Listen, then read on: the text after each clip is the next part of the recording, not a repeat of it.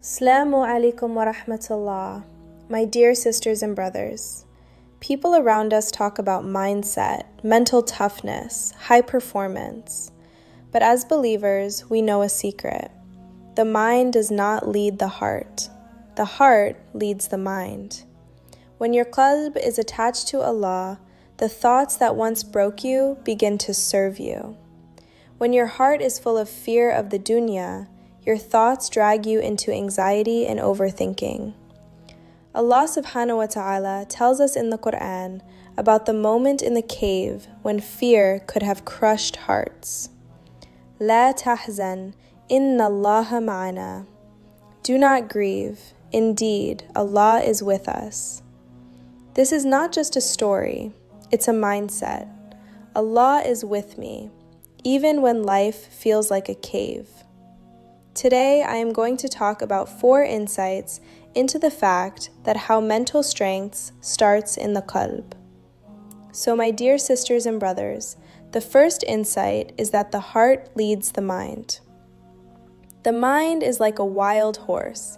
It runs in the direction the heart points it. If the heart is full of fear of people, obsession with dunya, jealousy in comparison, then the mind will replay every insult, every comment, every failure. But when the heart is purified for Allah, something beautiful happens. Your thoughts start to line up with sakina, tranquility, tawakkul, and purpose. Allah subhanahu wa ta'ala says, فَإِنَّهَا لَا تَعْمَى الْأَبْصَارِ وَلَكِنْ تَعْمَى الْقُلُوبُ الَّتِي فِي الصُّدُورِ. Indeed, it is not the eyes that are blind, but it is the hearts in the chests that grow blind. So many people try to fix their mind with techniques and strategies, but the Qur'an points deeper. If the heart is blind, the mind will never truly rest.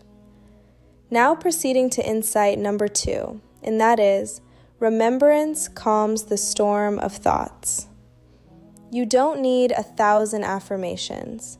You need a heart that remembers Allah. Allah subhanahu wa ta'ala says, الَّذِينَ آمَنُوا وَتَطْمَئِنُّ قُلُوبُهُمْ بِذِكْرِ اللَّهِ أَلَا بِذِكْرِ اللَّهِ تَطْمَئِنُّ الْقُلُوبِ. Those who believe and whose hearts find comfort in the remembrance of Allah. Without doubt, in the remembrance of Allah do hearts find comfort. When the heart remembers Allah in the middle of stress, the panic softens, the thoughts slow down, the mind stops inventing disasters. Allah never wrote for you. The mind obeys what the heart believes. If the heart believes Allah will never abandon you, the mind stops acting like you are alone. Now, insight number 3 is that true strength is emotional control, not emotional suppression.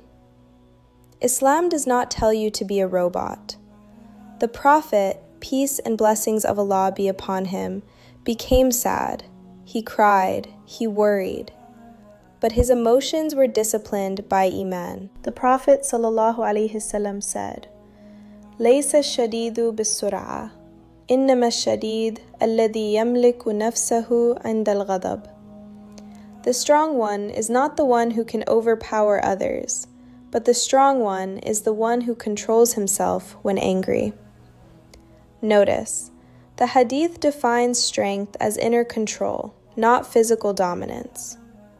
Every time you lower your voice instead of screaming, forgive instead of holding a grudge, walk away from an argument for the sake of Allah, you are training your heart to be stronger than your nafs, and your mind becomes calmer. The final and 4th insight today is that we need a sound heart on the day of judgment. One day, all the things that keep us awake at night, money, followers, opinions, will disappear. On that day, Allah subhanahu wa ta'ala tells us, يَوْمَ لَا يَنْفَعُ مَالٌ وَلَا بَنُونَ إِلَّا مَنْ أَتَى اللَّهَ بِقَلْبٍ سَلِيمٍ. the day when neither wealth nor children will be of any benefit, except the one who comes to Allah with a sound heart. That qalb salim, that sound heart, is the heart you are building now. Every time you cry in sujood and say, Ya Allah, fix my heart. Every time you repent.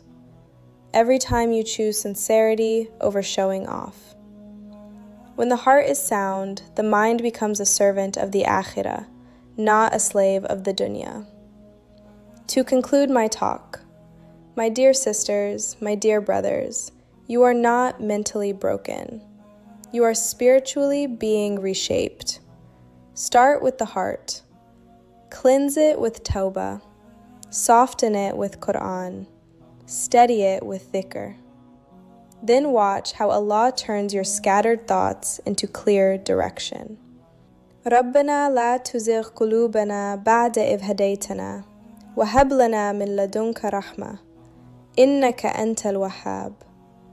Our Lord, do not let our hearts deviate after you have guided us, and grant us mercy from yourself. Indeed, you are the bestower.